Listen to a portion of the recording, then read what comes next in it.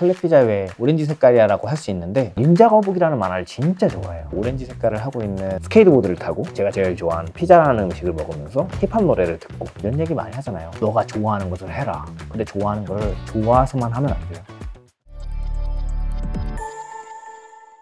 저는 원래 패션에 있다가 F&B로 넘어갔었고, 지금은 이제 공간을 주력으로 하는 회사에 오긴 했지만, 사실 사람들이 갑자기 글로우 서울 왜 공간을 하는 회사에 너가 갔어? 라고 퀘스천을 할 수도 있을 것 같아요. 결국 사람의 마음을 얻어내고 그들한테 공감을 얻어내는 거잖아요. 소개해야 될 주체는 바뀌었지만 사실 제가 하고 있는 것들은 달라지지 않았기 때문에 저는 분야는 달라지지 않았다라고 생각을 합니다. 패션이 제일 재밌었던 거는 엄청 트렌디하고 뭔가 스타일리시한 느낌이 있어서 그게 되게 좋았었는데, 단점이라고 한다면 너무 앞서가다 보니까 거의 6개월에서 1년을 먼저 준비해야 돼요. 실질적으로 제가 그 시즌에 대한 평가를 받는 건 사실 6개월 뒤가 돼서야 그 평가를 받을 수 있기 때문에 그런 부분들이 되게 좀 갈증이었거든요. 소비자들의 반응을 엄청 빠르게 느껴보고 싶은데 그게 쉽지 않았었으니까. F&B로 넘어갔을 때 가장 좋았던 부분은, 오늘 메뉴를 바꾸고 싶어서 당장에 바꾸면 내일 당장 소비자들한테 그걸 보여드릴 수가 있어요. 그러면 뭐 SNS라든지 다양한 리뷰들을 통해서 피드백을 엄청 빨리 받을 수 있거든요. 지금 공간을 하는 이유는 오랜 시간 잘 준비해서 보여줄 수 있는 한방과 단시간 준비해서 되게 빠르게 반응들을 얻을 수 있는 이 두 가지가 되게 잘 믹스되어 있다고 생각하거든요. 사실 브랜딩은 계속 진정성이라고 얘기했잖아요. 대표적인 예 중에 하나가 저는 다운타너의 스토리 이벤트였던 것 같아요.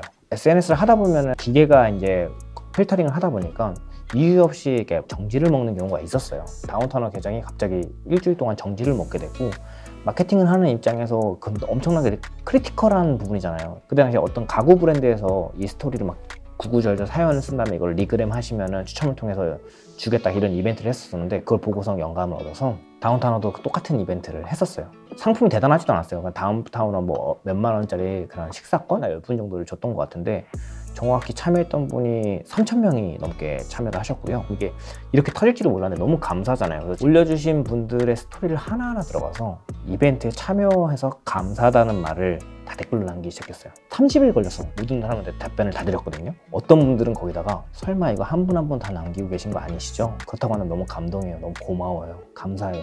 또 어떤 분은 남겨준 거 보고서 햄버거 먹고 싶어서 다운타운 왔다. 제 진심이 전달이 됐고 그들이 그 진심에 반응했다라고 저는 생각을 하거든요. 이게 마케터나 브랜딩을 하는 사람 입장에서는 내 마음이 통했다라는 것만큼 가장 뿌듯한 건 없기 때문에 그것이 저한테는 가장 큰 인사이트이자 즐거움 중에 하나가 아니었나 생각을 합니다. 보통 많이 받는 질문들 중에 저라는 사람은 어디서 영감을 많이 받느냐를 많이 물어보곤 해요. 이렇게 표현하기 좀 웃기지만 서브컬처에서 태어난 아이라고 생각을 하거든요. 전 닌자 거북이라는 만화를 진짜 좋아해요. 닌자 거북이 캐릭터 중에 이제 오렌지 색깔을 하고 있는 캐릭터가 있어요.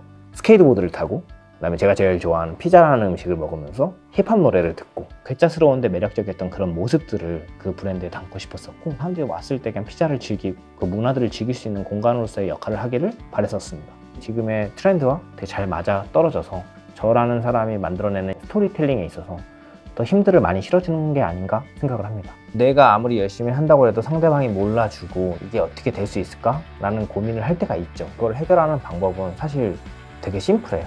그냥 그거를 믿어요. 저를 믿고 내 생각이 맞다 라고 생각을 하면서 달려가요.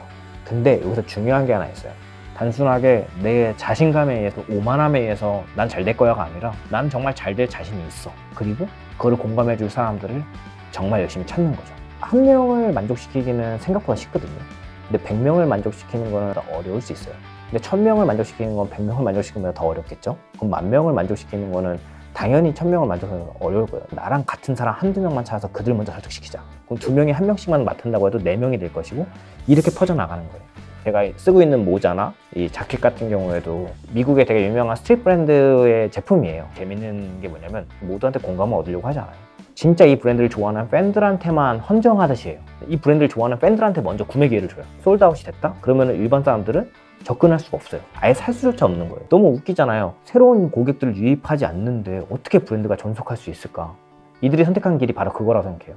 자신들의 그 취향, 문화를 너무 명확하게 알고 있고 그거를 공감해주고 좋아해줄 사람들한테만 상대를 하겠다. 근데 결국은 그게 하나의 유행처럼 만들어지면서 결국은 그 문화를 좋아하지 않았던 사람들까지 인입을 시키는 거죠.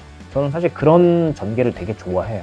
처음엔 요만했던 구멍으로 새던 졸졸졸 흐르던 물이 어느 순간 구멍이 되게 커져서 그게 홍수가 되고 파도가 되듯이 그런 일들을 만들어낼 수 있다고 저는 믿어 의심치 않습니다.